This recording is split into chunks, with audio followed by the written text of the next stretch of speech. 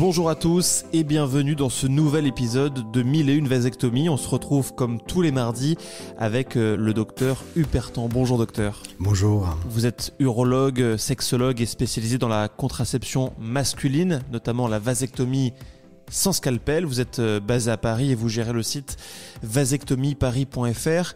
Les semaines précédentes, on a parlé avec vous de comment vous en étiez venu à proposer à un couple de patients, et notamment donc à un homme, la vasectomie, la première que vous aviez réalisée de votre vie, à un moment où on n'en faisait pas trop en France. Vous avez raconté comment vous êtes formé à la vasectomie. Et vous avez à plusieurs reprises évoqué votre passé de gynécologue. C'est de ça dont on parle aujourd'hui. Je crois d'ailleurs que tout commence pour vous en gynécologie par un voyage Erasmus. Lorsqu'on est étudiant en médecine, on a une vision extérieure de la spécialité. Il faut être bien dedans. Donc on n'a pas vu ce que c'est, on n'est pas allé au bloc opératoire, on n'a pas vu un accouchement, on a du mal à se projeter. Qu'est-ce que ça veut dire exercer ce métier? Et puis entre externe et interne, il y a encore une autre différence qui fait que on n'est pas suffisamment mûr pour comprendre, pour avoir un regard sur la spécialité.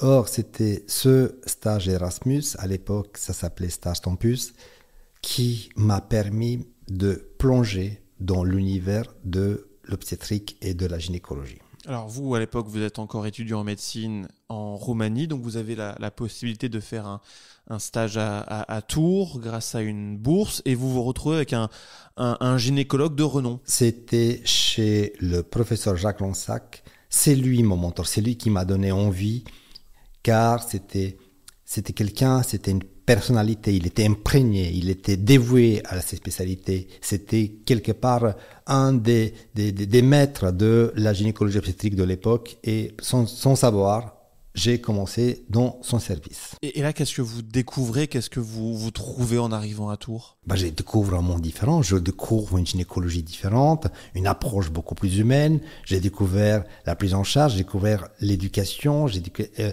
les cours, l'enseignement, et surtout, j'ai vu pour la première fois un accouchement. Et alors, c'était comment? C'est extraordinaire. Tout d'abord, le travail a commencé, il y a du stress, on se prépare, on sent que petit à petit, la tension va monter. Du côté des soignants, du côté de la future mère, ça monte, jusqu'au moment de l'accouchement. Ça, c'est un moment très intense, extrêmement fort, et ça bascule en un rien de temps. On bascule de la douleur, du stress, vers le côté bonheur.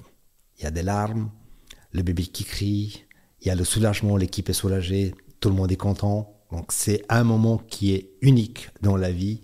Et faire naître des bébés, comme disait un des copains, être un passeur de vie, c'est fabuleux. C'est fascinant. Et vous rentrez donc en Roumanie en vous disant, moi je veux être gynécologue, je veux faire ça. À cet instant précis, je me suis dit, je veux être interne en gynécologie obstétrique, continuer dans ce parcours pour la suite. Donc j'ai tout fait, j'ai passé le concours d'internat, j'ai eu la chance, j'ai été nommé interne en gynécologie au CHU de Bordeaux.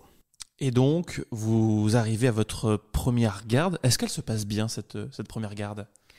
La garde, vous savez, c'était le premier jour de garde, hyper enthousiaste, hyper motivé, je courais de partout. Vous attendiez ça depuis des mois, j'imagine. J'étais assoiffé de connaissances, d'apprendre, d'expériences, très bonne ambiance, et la garde se prolonge, et réveil brutal vers 2-3 heures du matin, et on m'appelle de toute urgence au bloc opératoire.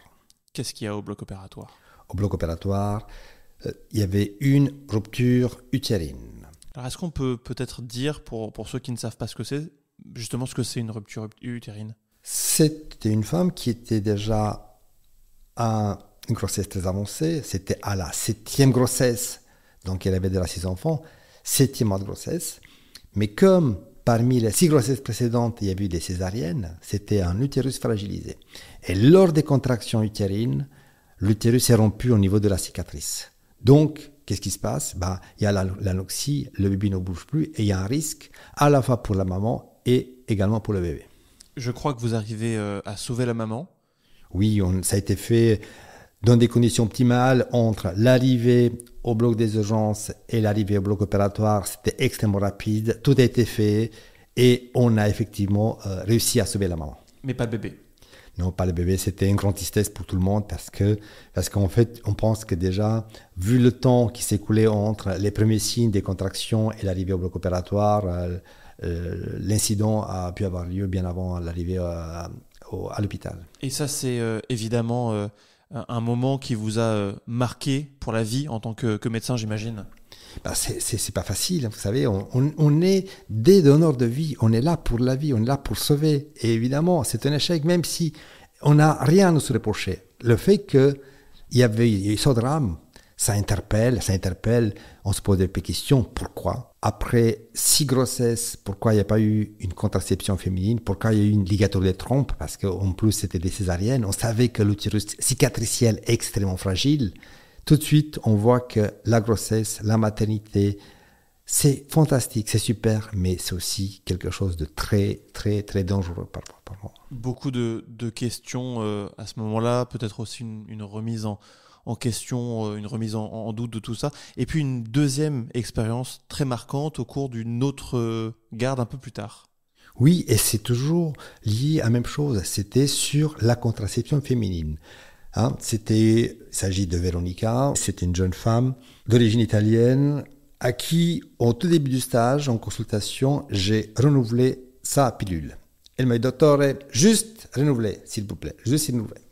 Donc, j'ai renouvelé sa pilule.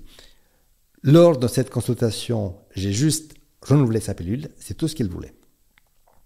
Comme elle parlait mal français, on a eu du mal à échanger, à poser toutes les questions sur les risques, les antécédents, et c'était une grosse erreur. J'ai renouvelé sa contraception et ainsi elle a pu partir en vacances avec son copain en Italie. Et puis vous la revoyez quelques temps après, cette jeune femme ? Oui, quelques temps après, elle rentre, mais elle passe par la case des urgences. On m'appelle, j'étais de garde, le hasard fait que j'étais toujours de garde, on m'appelle à son arrivée. Comme j'étais occupé avec un accouchement, c'est l'externe qui va en premier pour faire le recueil, examiner, l'installer, évaluer le degré d'urgence. Et dès qu'il arrive, elle m'appelle tout de suite, il faut arriver tout de suite. Je cours et Véronica, elle est essoufflée.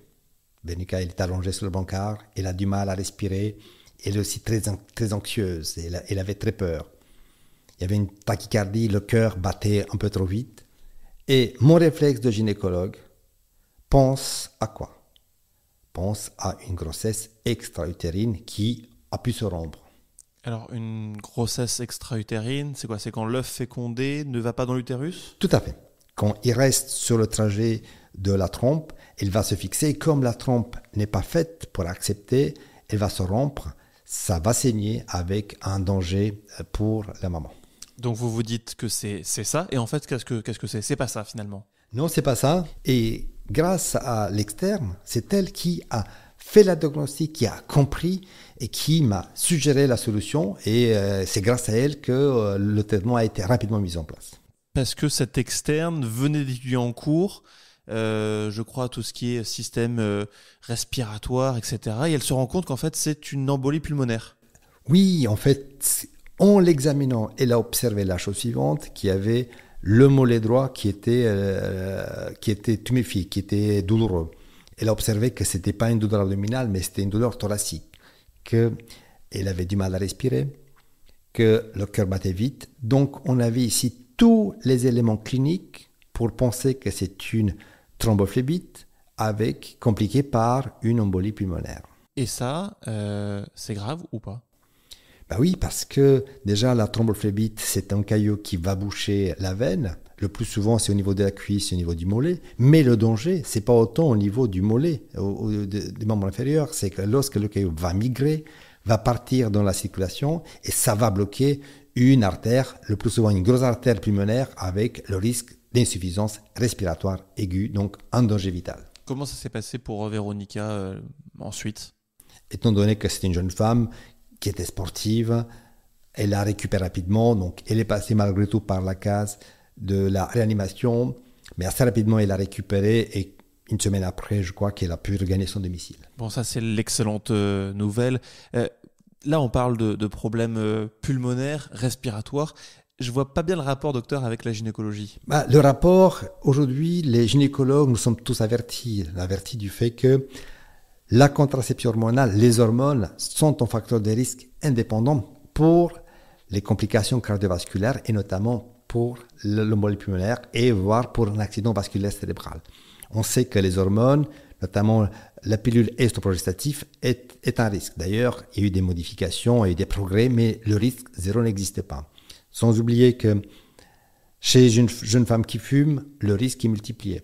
Et dans son cas précis, ce qu'on avait oublié, ce qu'on n'avait pas réussi à savoir, on l'a su qu'après, c'est que dans sa famille, il y avait déjà des antécédents. Donc elle-même, elle était à risque parce qu'il y avait des accidents. Donc elle avait un déficit, une anomalie hématologique qui a favorisé, donc en combinant contraception hormonale estroprogestative avec le fait qu'elle fume et antécédent familial, a créé la thrombophlébite qui est elle-même responsable de l'embolie pulmonaire qui était très dangereuse. Docteur, vous venez de nous raconter 2 histoires au cœur desquelles la contraception féminine prend une place très importante. Est-ce que c'est ce genre d'histoire qui vous font dire que il faut se poser des questions autour de la contraception féminine, masculine, et que vous avez, vous, un rôle à jouer là-dedans?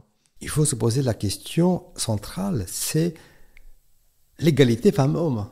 Est-ce qu'il n'y a pas un moyen de trouver un équilibre? Il n'y a pas de contraception parfaite. Il n'existe pas. C'est ainsi. Il y a toujours un risque. La grossesse, on a vu que c'est fantastique, mais un risque. Est-ce qu'à un moment donné, on ne peut pas, nous, les hommes, participer d'une manière ou d'une autre à cette charge mentale, à la contraception, pour faire un relais de la contraception féminine?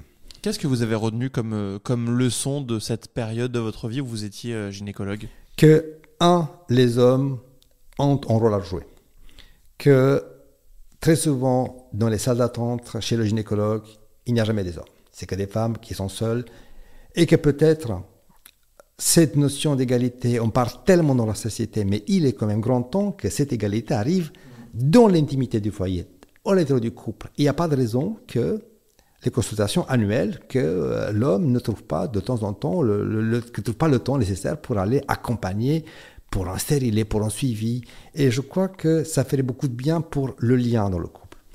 Deuxième chose, c'est le fait que la contraception, c'est bien, mais il faut ce relais contraceptif. On sait comment faire une contraception réversible. La pilule, ça marche très bien. Le stérilet, ça fonctionne bien. Et que jusqu'à quarantaine, on a besoin d'avoir une gestion facile de la parentalité. Souple, réversible. Dès qu'on passe dans la période difficile, des risques, des complications potentielles, généralement c'est après 40 ans, c'est aussi l'âge de la maturité parentale, donc généralement on a déjà les enfants, on ne se projette pas d'en avoir d'autres. Chaque couple devait s'interroger. Pourquoi ne pas faire un relais de contraception pour passer le bâton, les témoins de la contraception à mon partenaire qui peut endosser à son tour cette responsabilité? Il me vient une question, docteur. C'est la pilule pour hommes. On entend régulièrement parler de projets, d'études, d'expérimentations. C'est pour quand? Alors, vous savez, c'est toute la difficulté entre le temps médiatique, le temps sociétal et le temps de la recherche. Les deux temps, ils n'ont pas la même échelle. Donc, il y a des recherches, on se pose des questions, mais c'est un sujet trop compliqué, trop vaste pour pouvoir vous répondre dans une seule question. On en reparlera dans un prochain épisode? Tout à fait. Bon, c'est super parce que ça m'intéresse grandement comme question. Merci beaucoup, docteur, pour vous être dévoilé un petit peu à ce micro, avoir raconté une partie de votre parcours et comment vous en étiez venu là. On comprend mieux maintenant un petit peu votre philosophie et tout ce que vous faites aujourd'hui pour la vasectomie. Si cet épisode vous a plu, vous a intéressé, n'hésitez pas à mettre 5 étoiles sur votre appli de podcast préféré. N'hésitez pas également à le recommander à votre entourage, à vos proches, à vos amis ou à votre famille. Vous pouvez également nous écrire pour une question, pour un témoignage, pour une réaction. L'adresse mail est toute simple, c'est audio@hupertan, hupertan.com. Et d'ici là, je vous souhaite une très bonne semaine et à la semaine prochaine.